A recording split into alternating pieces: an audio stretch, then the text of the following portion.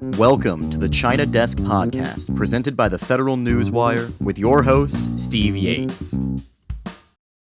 Welcome to the China Desk Podcast, episode 25. I'm your host, Steve Yates, Senior Fellow at the America First Policy Institute and Chair of the China Policy Initiative. A reminder to our audience, for whom we are most grateful. Viewers can watch the China Desk on YouTube or subscribe to hear all our interviews on Apple, Google, Spotify, and most other podcast providers. You can always access our podcasts at thefederalnewswire.com. My guests today are two experts from the Georgetown University Center for Security and Emerging Technology. Jacob Feldgoise is a data research analyst at Georgetown Center for Security and Emerging Technology. His work explores U.S. China technology competition, China's foreign influence, and emerging technologies, talent, and flows. But previously, Jacob was a James C. Gaither Jr. Fellow at Carnegie Endowment for International Peace. He worked for the U.S. House of Representatives and the Massachusetts Attorney General's office. He also studied Mandarin in Shanghai on a Boren scholarship.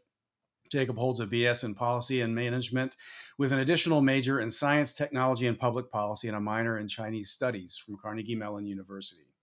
Hanna Dohmen is a research analyst at Georgetown Centers for Security and Emerging Technology, where she focuses on U.S. national competitiveness and AI/ML technology and U.S. China technology competition. Previously, Hanna worked as a consultant advising multinational private sector clients on geopolitical, regulatory, and reputational risk. Hanna holds a BS in Regional and Comparative Studies of Europe and Asia from Georgetown University. Well, with that, Jacob and Hanna, welcome to the China Desk. Let's jump in. As we talked a little bit in the pre-show, we'd like to introduce our audience to who you guys are and what you brought you to this very important day in your life to talk on the China Desk podcast on this really cool topic.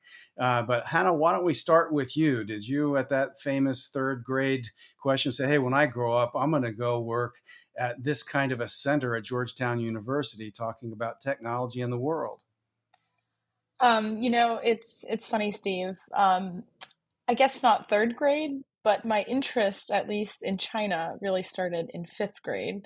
I was very fortunate enough to attend a school that offered Mandarin classes starting in fifth grade, and so I decided that was going to be the language I study, and that ended up being a focus for me throughout middle school and high school, and of course university as well, and really was what excited me to go to Georgetown, a place like Georgetown and School of Foreign Service. And so, yeah, that's really where I, dove deeper into the topics related to U.S. China competition, and really focused also on EU China relations and how countries like Germany deal with Chinese foreign direct investment in high tech sectors. So that's really where all of the interest began. And then, since then, it's, of course, with all of the developments over the last couple of years, there's been no shortage of topics to focus on. Well, Jacob, not to put any pressure on you, but Hanna might have given the best answer so far at the China Desk, in that when I gave the cheeky question, the answer ended up being yes. So, Jacob, how about you? Is this something that you saw yourself as heading towards all along, or is it one of those more Forrest Gump and the feather blowing in the wind that led you to Georgetown and working on the topics you focus on today? So I think for me, in some respects, it's actually fairly similar. Was also, I think, very fortunate to be at a middle school that had Chinese language as an option, and so I started my exposure to Chinese language and culture was pretty early. But I think all of these different pieces were kind of there, but not put together until much later. So I was, interested in China. I was also, very interested in engineering and technology from a pretty young age, and similarly interested in international relations. But I actually did not realize that there was that was a viable career to put those three things together in any way. And it took until basically just a couple of years ago, when I went to the Carnegie Endowment, that I realized that there was, in fact, a viable career that combined all three of those things, where I could study and research and help advise policymakers on U.S. China technology competition. And I think since then I've been very, very happy. It feels very much like I'm in my element, able to bring together these different pieces, these different interests that I developed independently when I was younger. Excellent. Well, talk a little bit about what your experience was in Shanghai. It's a tiny town on the other side of the planet. Imagine nothing was happening there while you were visiting. Well, why don't you talk a little bit about what that experience was and how it sort of impressed upon you your interest in the direction you would eventually take? Yeah, so that was an experience that I was lucky enough to have during college, where I received a Bourne scholarship to go to Shanghai for a summer. And I was doing language instruction while I was there, and I think that was a very important part in my in developing my language abilities, at least, uh, because I didn't, I felt like I was kind of plateauing. Didn't really feel like I was making enough progress, and I think even though it was only a few months, that immersion experience was very helpful for me. And similarly, during that summer, I think I sort of became exposed to and much more interested in the economic and geopolitical angle, which again I had kind of been interested in international relations and interested in China, but not really put those two things together. And that summer, I think I started to, and then when I returned home, began doing research, began studying a lot more of the U.S. China technology competition and digging into some of these critical issues. Well, not to sort of date myself, but it's been some years since I've been able to freely go to Shanghai. But one of the searing experiences I had was because of prior government work, I had an extremely helpful minder that went with me everywhere. But that minder was from Beijing. And one of the things that a lot of Americans and others, if they don't have experience inside the People's Republic, wouldn't really have a feel for is that people from Beijing are really fish out of water when they go to other parts of China in many cases, even to a big city like Shanghai. And so if you're dealing with vendors, taxi drivers, and others, they speak a form of broken Mandarin that a foreigner can understand sometimes better than a native speaker of Chinese from Beijing. So I ended up translating Shanghai accented Mandarin for my minder from Beijing because my Taiwanese Mandarin accent was actually closer to be able to understand what the drivers and street vendors in Shanghai were saying. But it's kind of a funny little thing. So I think you probably learned better written Chinese than spoken Chinese while you were in Shanghai. I would say so. Yeah, but good experience all the way around. But thank you both for playing the intro game.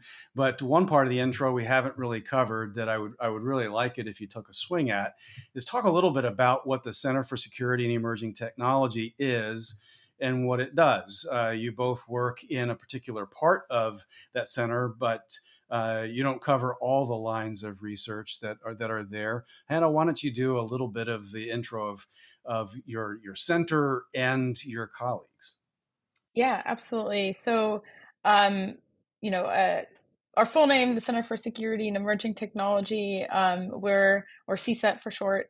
We're a research institution affiliated with the Georgetown University School of Foreign Service, and we are basically kind of tasked with providing decision makers and policymakers with nonpartisan, data-driven analysis of the security implications, national security implications of emerging technologies. I think that's at a high level, a summary of what we do here. We really take pride in the fact that our analysis is data-driven, and I'll let Jacob talk a little bit more about the data-driven aspect since he is part of the data team here at CSET, but we have over 50 dedicated staff dedicated to examining emerging technology and national security issues. And we also have as I mentioned, a dedicated data science team, as well as translation part of CSET as well.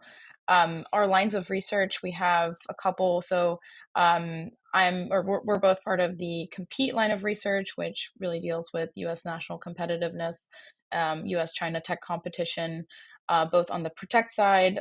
So think things like export controls and investment screening, as well as on the promote side, thinking about U.S. government grants, industrial policy like the CHIPS Act, and those kinds of things.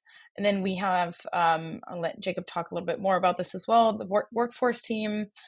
We have a team dedicated to biotechnology, cyber AI, one team focused more specifically on different regions and competing in different regions of the world.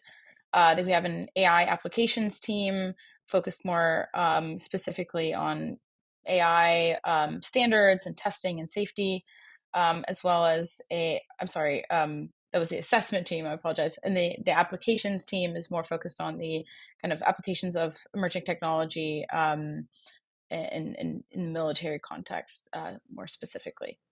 Well, before we shift into the data-driven part, which is a theme we want to try to develop, can you talk just sort of in definitional terms of what makes something an emerging technology? I mean, some of the things we talk about have been emerging for some time, but there is a change. There's something that seems to have accelerated or changed. I don't know if it's just people's awareness or the consequences have become more real, but what makes something an emerging technology as opposed to technology like we went from something that's a square block to a round wheel and now we can move. So what makes something an emerging technology? Yeah, so I mean, I think that's actually a really, really good question. And I think to some extent, it's also still an open question for a lot of parts of the U.S. government as well. I don't think there's really a agreed upon definition. But when we think about emerging technologies, we think about technologies that are kind of in the development still and are still largely unrealized. Of course, when we talk about as you mentioned, when we talk about emerging technologies, there's also an aspect, we can take semiconductors, for example.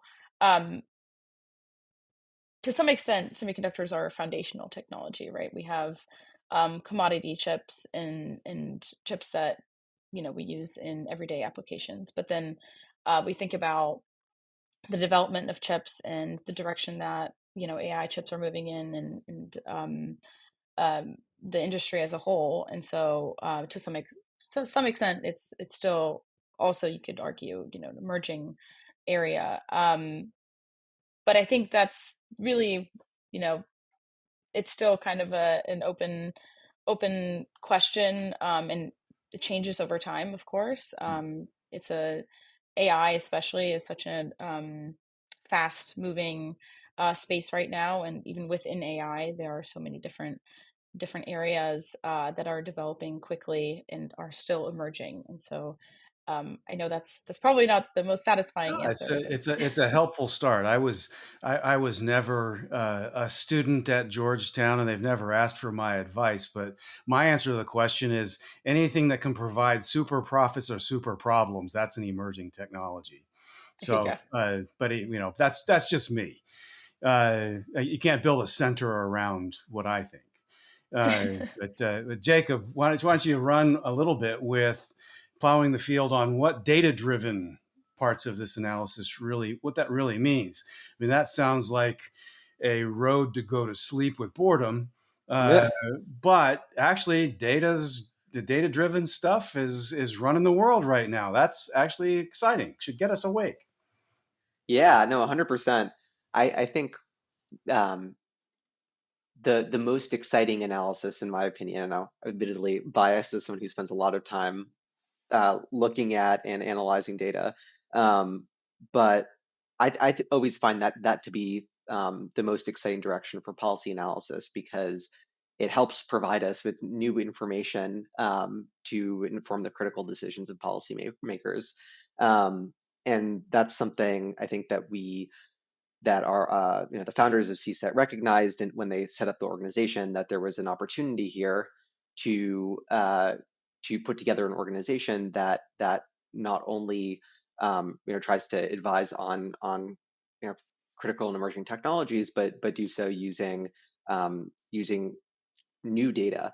And so to do that, we spend a lot of time buying and combining different data sets together to form more complete pictures of how emerging technologies are developing, for example. So one of the more interesting data sets that we've relied on for years and continuously improved is something called the Map of Science. And it's basically a massive data set of research literature. And you can do all kinds of interesting things with that. You can look and see, who's publishing in the technology areas that we think are important. Where are those people located? What research institutions are producing the most innovative research? Is that happening in China? Is that happening in the United States? Is that happening, in third-party countries and our allies? And all of these details make a lot of difference and help, I think, policymakers get a more complete understanding of how emerging technologies are developing and what steps they should take to ensure that the U.S. remains competitive in the long term.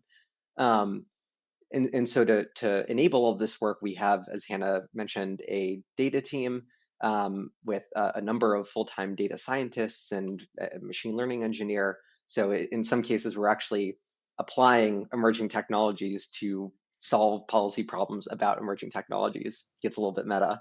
Mm-hmm. But it's very, very exciting work. And I think one of the things that we consistently hear is that this form of analysis is compelling to policymakers, that they want to see this data because it helps them feel more confident in the decisions that they're making when they can substantiate it with rigorous data analysis. Mm-hmm. And I think that's one of the things that we bring to the table, and I feel very lucky to be part of that. Excellent. Well, you're both working at this clash between the positive sum notion of competition and the zero sum notion of security. And I think that broadly describes what the biorhythm of U.S. China relations have been for a long time.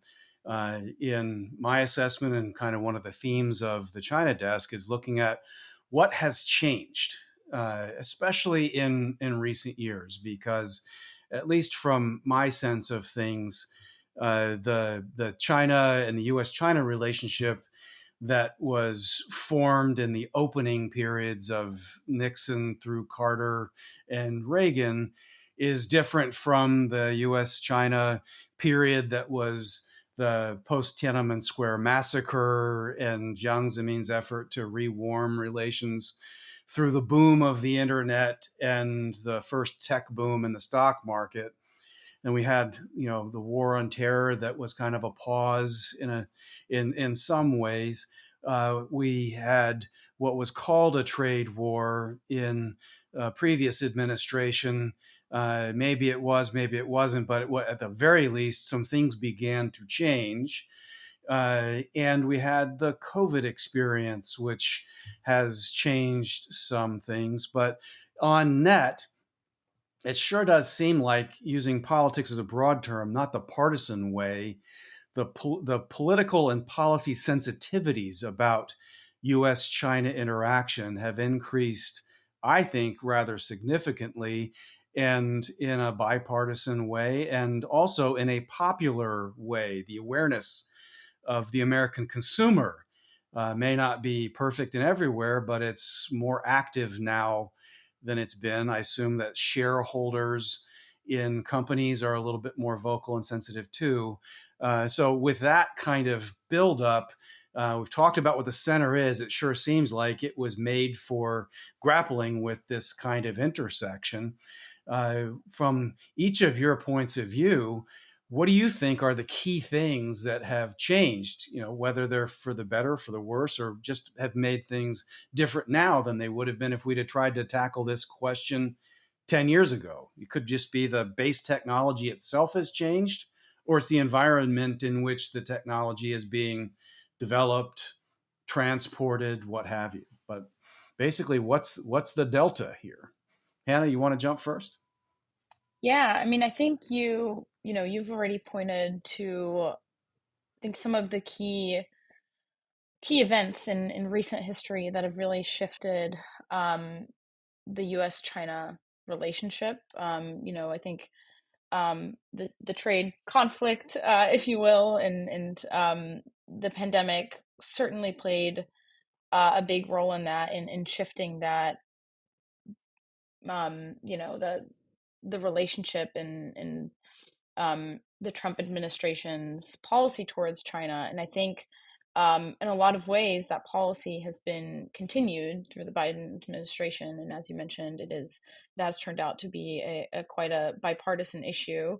Um, I think there were also some other changes, in during the Trump administration, that we haven't mentioned, um, on both on the kind of export control side by placing um, uh, the one of China's biggest chip makers, the Semiconductor Manufacturing International Corporation, or SMIC for short, on the entity list, which is basically a trade blacklist, if you will, or also the focus on 5G and Huawei as well.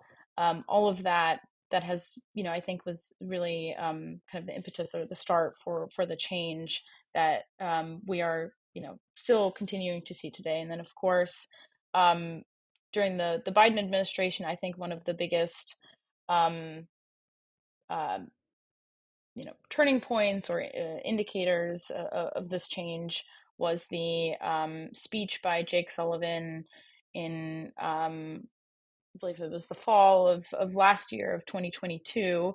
Um, basically saying that the shift in how we're going to approach competition with China, um, there's going to be a big shift in that, and that is, we've seen that really play out in export controls, of course, also the focus on restricting U.S. Outbound investment into Chinese companies or startups. I think all of that really has continued to play a role, and I think you make a great point that this is all, relative to other countries. The U.S. public um, generally supports this, and like you said, shareholders and companies are very aware of this competition. We see, of course, in other countries, um, like Germany, for example, that's a little bit different. There's been definitely a change over the last couple of years in the perception of China and that economic competition, but it's nowhere near, what how the um, U.S. public perceives China and U.S. companies as well. And maybe just to jump in here, building off of what Hannah said, I think a lot of the work that the past two administrations have put in has been to try and get allies on board, and I'd say particularly during the Biden administration, to convince our allies in Europe, for example, that they should implement, compatible export controls or consider an outbound investment regime, as the Biden administration is attempting to do now. So bringing the rest of the allies along with us, I think, has been a struggle, but also a moderately successful effort to date. Well, what has changed with the technology? I'll leave aside for a moment what's changed with China, because I think there are some things that have changed with China. But in terms of what's happening with the technology, why is this coming to the fore now? as opposed to 10 years ago. There was still technology that was critical to America and global advancement. Technology was still very important for individual freedom, opportunity, and entrepreneurship. In the 1990s, almost on a religious level, people believed that the internet was going to be a frontier for freedom. It would go beyond the control of the authoritarians. It would force the authoritarians to have to relinquish control to entrepreneurs and free people. Of course, I think we've had a darker arc of development since then. But just in terms of the technologies itself, whether it's what your colleagues are working on in the artificial intelligence area, or data sources and analyses, or supply chains, what is there something that's changed in the technology and how we're getting it that explains why we're hitting this intersection hard now? Or is it just because we've gone through some difficult periods and we've had some geopolitical clashes, and so this is the battle space that we're focused on? Is there any way to discern what's driving outside of what leaders are doing and saying, and kind of what's happening in the industry and the technology itself? Sure. I think to to answer your last question, I think it is a little bit of both. We've seen significant developments in emerging technologies like AI um, over the last couple of years. Of course, I guess ChatGPT was just released a year ago, and thinking about how much just over the last year, how much that has changed and shifted the discussion around AI and the use of AI in different industries, and how that'll change education and um, other healthcare and other parts of society. And grappling with those questions, of course, has put a lot of um, pressure on thinking about how we deal with those technological developments. And at the same time, of course, we know that China has been developing those same technologies, and now it just adds more pressure to think about how we want to compete with China in those technologies as they are developing so quickly. To the other part of your question, or the other part of this, I think, as you alluded to, there were the tough times that we went through during the pandemic really highlighted a lot of uh, geopolitical considerations about supply chains, Yeah. particularly in the semiconductor industry. And when we think about where chips are manufactured, especially advanced chips, which are necessary to power those emerging technologies that we're talking about, we are, primarily, almost entirely dependent on one company that is based in Taiwan, TSMC. And so that's added a lot of pressure and also incentive for governments, in here in the U.S., of course, and also in the EU and elsewhere, to add funding to help bring some of that manufacturing to the states, and to increase investment in R&D to advance those developments in semiconductors, for example. So I think the answer is really it's a bit of both. There's been a lot of change technologically, but we've become aware, or increasingly aware of the risk of supply chain disruptions as well.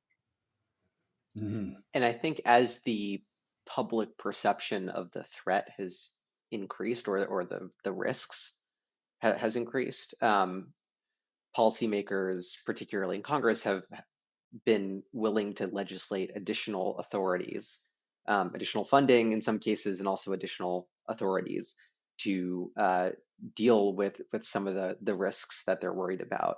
And we've seen ECRA, the Export Control Reform Act, as well as a variety of other tools and mechanisms. For example, as we've already mentioned, the Biden administration created an outbound investment regime, which now Congress is considering if they want to legislate a similar or updated authority. So there's two broad categories that I want to try to jump more deeply into for the sort of next phase of our conversation. One of them is just export controls themselves. Uh, Kind of what the nuts and bolts really are. How do we assess what's really working or not working? This is something that I've spent most of my career grappling with in some ways, and there's a little bit of a find as you go quality to it. But we're at a different phase. We've had a couple of different administrations of different political persuasions go after this, but I'd like to dive a little bit into what your assessment is of the state of play of what are the export control toolkits today? Have they improved in some ways, and how are we kind of measuring results? And the other area I want to get to keep me from forgetting it is standards. There's something that is very fundamentally important about who sets global standards and how they're enforced. And at least from my point of view, the People's Republic of China presents a unique challenge in that they have absolutely no regard for ethics. There's very minimal verifiable transparency and accountability. And so if you take a field like biotech and you think that you are free from ethics and accountability, there are risks that you can take doing that could prove profitable in the end, but might really call into question some big ethical considerations, whether it's for human beings, animals, the planet, whatever your value structure is. But the People's Republic of China is a very different kind of place to be a leading hub for this kind of cutting edge research and development. But standards and how they're set and how they're enforced, to me, seems huge. The United Nations has a very iffy kind of track record on being the one to set and enforce standards. But if not there, where and how are standards kind of accepted, promulgated, et cetera, et cetera? Those are two big areas. But first, let's talk a little bit about the state of play on export control world. Again, this can be an area that if done wrong, you go immediately to sleep, death by lawyers talking about writing detailed statutes about what's on what list and what has what financial or other penalty and what have you. But what's really changed in terms of how we approach export controls, or am I still back asleep trying to sort this out with lawyers? Um, yeah, no, you're absolutely right. I mean, export controls really have really come to the forefront in the U.S. China tech competition.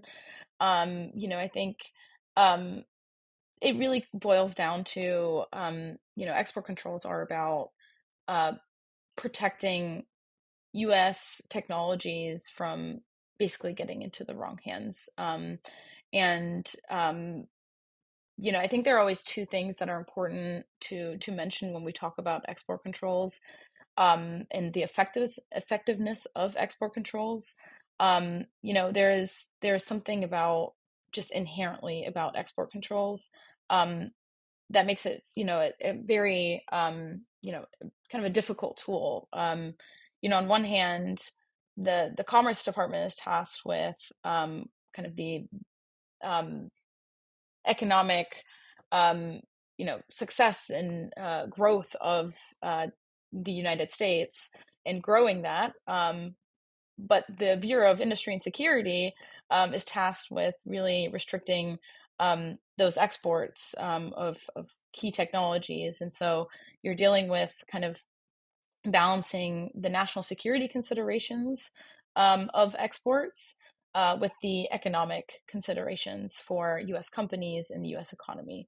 And that makes it quite difficult, of course. And the other thing that I want to mention is that export controls are really a delaying tactic. And I think that is often forgotten when we talk about export controls and their effectiveness.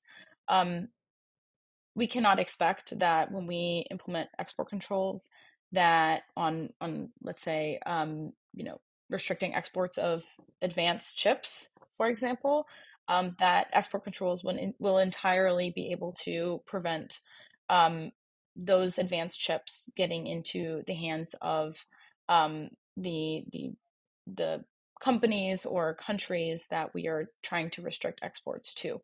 I think that is important to remember. And there's, I think, an additional aspect as well that we have to think about, and that's really, and Jacob already hinted at this, is that we have to work with allies when we talk about export controls, because when we think about the effectiveness, and we basically restrict exports of U.S. Items and technologies and components, that creates an incentive for companies elsewhere to basically fill the role that is left by U.S. companies that are forced to exit, or just not able to sell those products to previous customers. So I think those are all really important considerations when we think about export controls. Just the current state, of course, we've seen there was the October 7th controls from 2022, and now the October 17th controls this year in 2023. And really, the objective of these controls in particular, as articulated by the Commerce Department, is to avoid, or restrict the exports of advanced chips and semiconductor manufacturing equipment that is necessary to manufacture those advanced chips, which really, all of that is supposed to help slow China's military modernization and China's ability to be able to use those advanced chips to train frontier AI models that may have the potential to um, develop weapons of mass destruction or advanced conventional weapons. That is the BIS objective behind those controls, and the latest update from this year is really intended to increase the effectiveness of the controls, and achieve the objectives outlined by BIS in 2022. Well, I think you've done an admirable job of taking on a sort of, what I'd say jokingly, but only partly jokingly, a dismal science of trying to get after what export controls are. And it's a very important part of policymaking, but it's one that almost is doomed from the start because it's a constantly moving target set. As soon as you get a lawyer to write down in print what the name of an entity is, the entities begin changing their identities and locations. As soon as you set a standard, then the fudging of standards begins to move. And so it's one of those jobs that's really important, but it just requires constant pruning, constant weeding, constant thinking.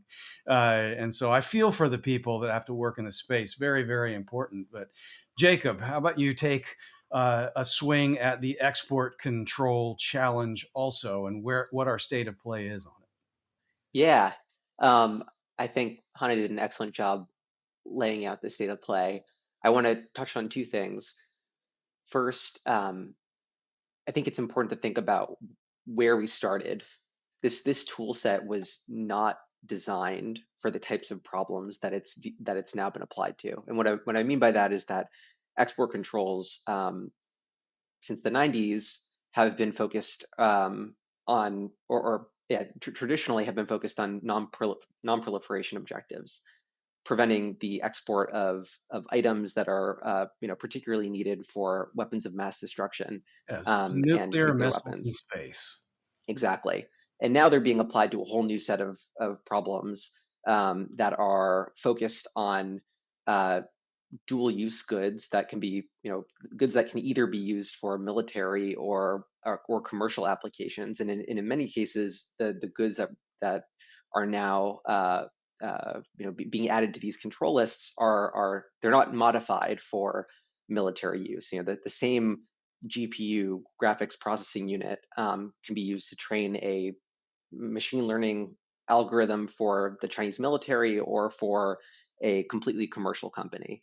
And that presents a really tricky challenge, and also has necessitated a variety of reforms and updates to the way that export controls work. And so we've seen creative expansions of the regulations over the past 10 years or so, including the application of a foreign direct product rule to Huawei and 5G, as well as in the controls that were unveiled a year ago, new controls on the activities of U.S. persons, which created extraterritorial controls in a whole new way. I think one of the, and this is my second thing here, one of the really interesting and I think under discussed elements of the latest update, it has to do with this exact question that you, or this exact issue that you brought up before, Steve, the whack-a-mole approach. BIS is trying something new, which involves targeting companies based on their location, their headquarters, and also their ownership structure. And that's a system that has traditionally been reserved for sanctions, but is now being applied to export controls in a new way. And so I think BIS and the U.S. government are adapting, and they're beginning to recognize that this whack-a-mole approach has a number of serious limitations, and they're trying something new. So I, for one, I'm looking forward to watching this and seeing how this new mechanism changes and grows in the coming years, and how it's interpreted by the lawyers at companies, who are ultimately on the front lines of this work. Yeah. Well, due to time, I want to jump into this final basket of the standards setting processes. So I really think that this is a form of international political, economic, and other competition. There is I have a friend of mine who's a very distinguished professor of geostrategic studies. I don't even know what strategic studies anymore. Everything is strategic. But I think what you guys are talking about now is truly strategic, in that there's a struggle for mastery on how to define this space and how to set standards that are enforceable in this space in a way that, of course, from an American point of view, I want it to make it so that America and its way of life are safe, secure, prosperous, growing, all of that. I don't have any problem being selfish in that regard, but I think that in doing so, it can be good for humanity generally, which is an objective that I don't think the government in Beijing shares.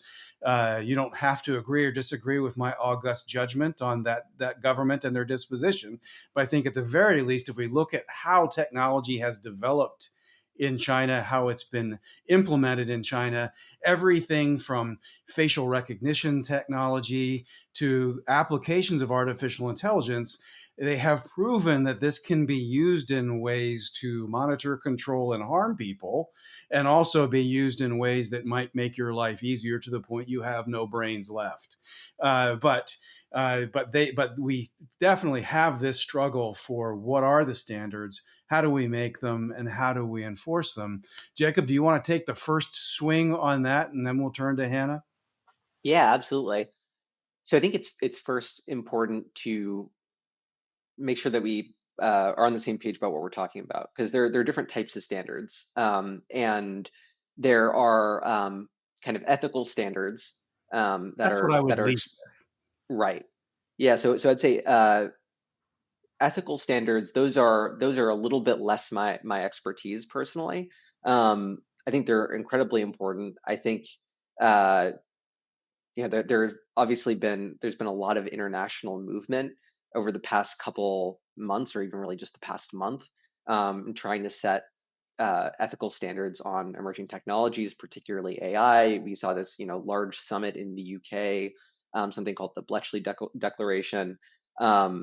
And also the U.S. government is internally trying to figure all of this stuff out as well. I think there are a lot of interesting experiments that are in the works in different jurisdictions. The U.S., as I said, the U.S. government, through its the recent AI executive order and a number of regulations that have followed from it, is trying to figure some of this stuff out. The EU has its own AI Act, which ingrains, I think, some of these ethical concerns. And then China is also attempting its own approach. And so I think that this is such a nascent space. People are trying to figure out how to define terms still. I mean, that's one of the most basic things, but until you figure that out, it becomes hard to do anything else. And so think this is a very much a wait and see kind of space. And certainly it's good to try and set to gather consent or achieve consensus at an international level among our allies. But I think a lot of hard work still has to be done to figure out even some of these more basic questions about what we mean by things like responsible AI or trustworthy AI. And how those terms are defined could make a world of difference in terms of how eventually regulations are based on those terms. I think there's also a lot of, and I'll just touch on this very briefly. I think there's a lot of interesting activity and, I think that there have been a number of concerns about technical standard setting. So setting basically the technical parameters for how for how technologies should work. And what this looks like in practice is countries getting together at an international level, or rather, in many cases, companies getting together at an international level and saying, "Hey, we all think it'll be better for interoperability, so our devices communicate with each other if we all have the same definition of what is 5G." Otherwise, if you have your 5G phone and I have my 5G phone, but we're in different countries, they're not going to be able to talk to each other. In those kinds of discussions, the ethical element is still there, but it's a little bit more muted. And I think in those conversations, there actually is a little bit more room to bring Chinese companies and the Chinese government in some cases into the conversations. And it's certainly something that the U.S. government should monitor to make sure there isn't foul play. But to the extent that we're satisfied with how Chinese organizations are interacting in those domains, then I really do think that's an opportunity for collaboration. I think we need to think about how we can continue to engage with China in productive ways and not just treat this entirely as zero-sum competition. Yeah. Well, strikes me that about 4+ years ago, there was a fairly detailed conversation about communications technology. And it went along the lines of clean networks and clean supply chains. Now, what the definition of clean is, we can ask the lawyers that were engaged in that conversation.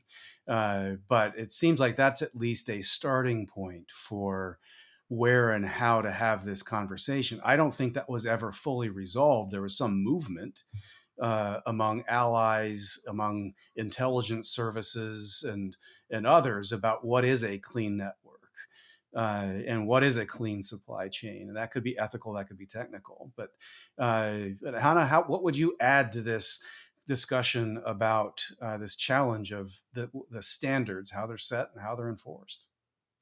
Yeah, I think Jacob has done a great job, but a few things I guess that I would just add, and Jacob has already touched on this a little bit. We've seen China over the last 2-ish years, even a little bit more than that, really try to get started on regulating, right? Really take a proactive approach to regulating AI. First, we saw regulation on algorithms, and then we saw regulations on deepfakes, and then just generally more synthetically generated content as well, including large language models or content created by through large language models. And I think this to some extent there's something. Of course, the approach that China takes to regulating these technologies is in part driven by a desire to control content, right?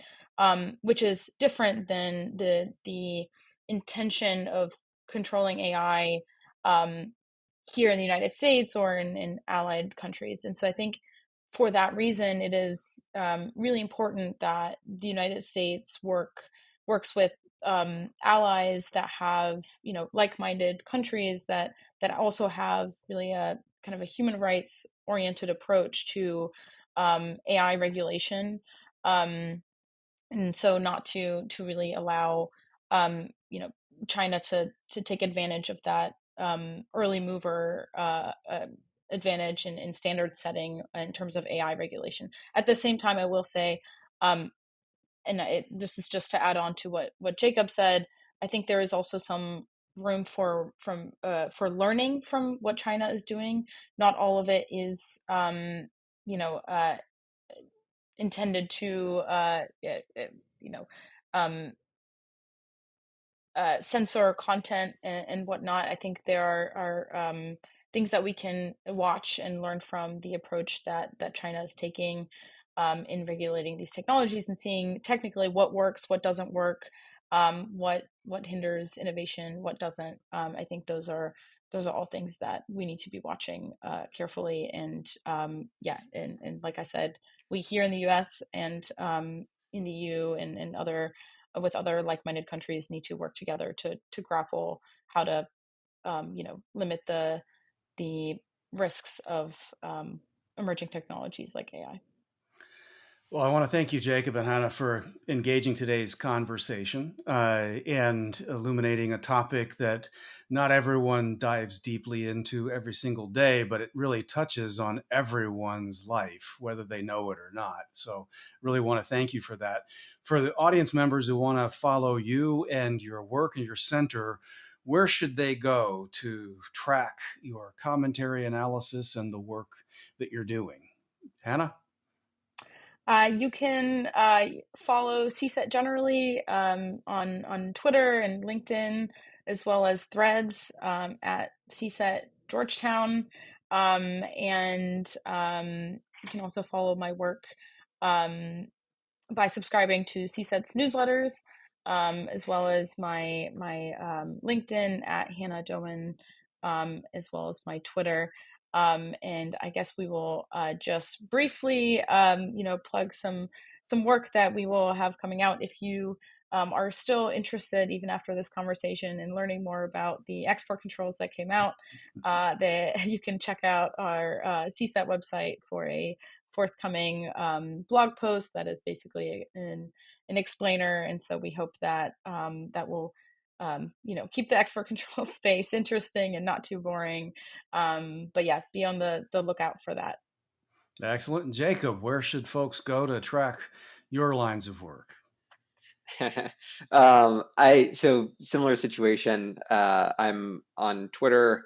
You can also find my profile on the CSET website, which is cset.georgetown.edu, where my and all of our other researchers' publications are presented.